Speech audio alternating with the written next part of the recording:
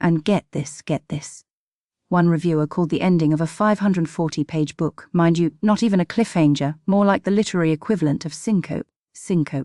Like the book just fainted dead away. Must we begin in media res with the most hyperbolic? Honestly, a little decorum.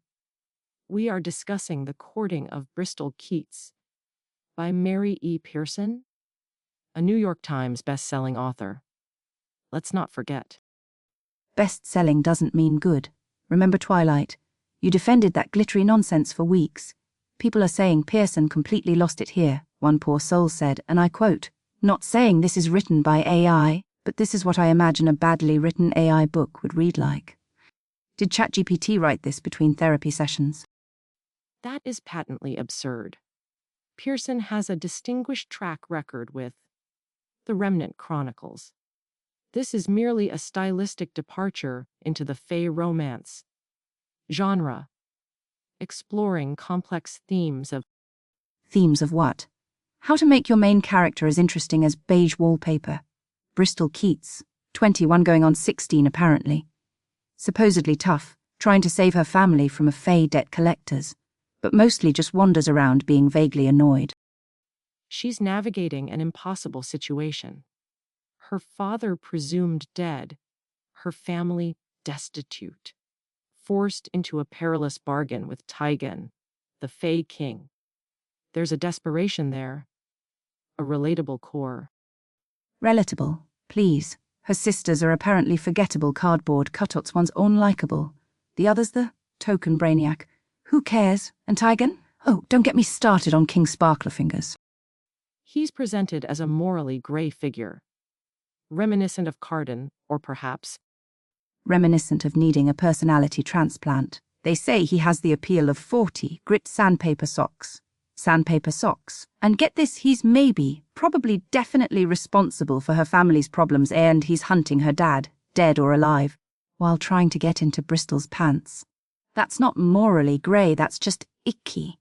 Like finding out your charming new boyfriend used to be best friends with the dad he's now trying to whack.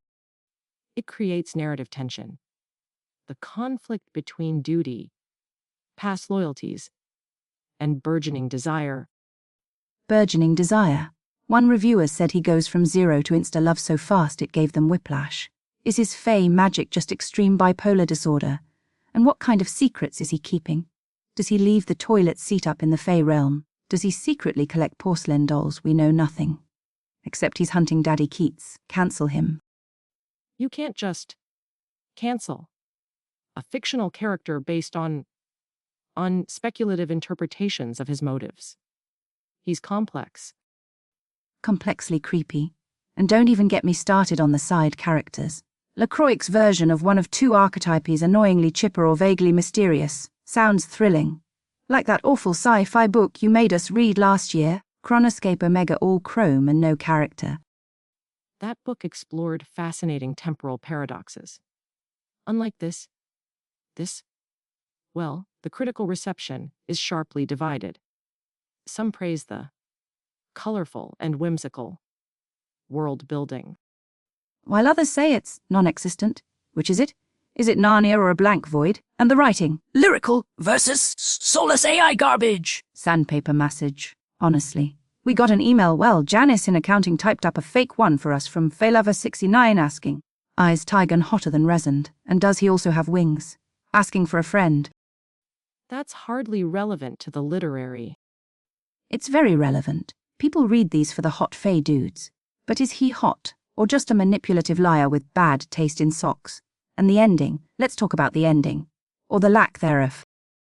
I posit it might be a deliberate, post-modernist technique, leaving the reader in a state of unresolved anticipation, forcing them to confront the arbitrary nature of narrative closure. Oh, give me a break. People thought their books were misprinted. They thought Amazon sent them a dud. It just stops. Page 540, mid-scene, probably mid-word. It's like the author was writing and then just... Are you doing a bit? This is highly unprofessional. See, annoying, isn't it? That's what Pearson did to hundreds of thousands of readers. It's not artistic. It's literary malpractice. One reviewer said, "What the hell was that ending? Like ending a conversation in the middle of a sentence." Exactly. Perhaps it's a bold marketing strategy for the sequel, generating buzz through sheer audacity. Or maybe she just forgot to write it, fell asleep. Her cat walked across the keyboard and hit send. Anything's possible. People are rage, reading Holly Black just to spite the blurb calling Pearson the new Queen of Fairy. That's how mad they are. If Tyghan were a sandwich, what sandwich would he be? I refuse to engage in such reductive analogies. This is becoming ridiculous. Fine, be boring. So, final verdict. Is this book a misunderstood masterpiece or a 45-page doorstop that ends with a typo? Despite its structural eccentricities, Eve, and the polarizing reception of its romantic protagonist, the sheer volume of discussion it generates is noteworthy. I award it 5 out of unresolved plot threads that better pay off spectacularly. Wow. Decisive. I give it 3 out of 7 pairs of sandpaper socks. Wearable only if you enjoy pain and confusion. And maybe get a tetanus shot after reading. Utterly nonsensical rating system. All right, folks. That's all the time we have to dissect Bristol and her questionable life choices. Tune in next week when we tackle the underground indie hit, My Hamster's Secret Life as a Corporate Spy. Should be a real page-turner. You've been listening to Heart Book Radio. Heaven help us all.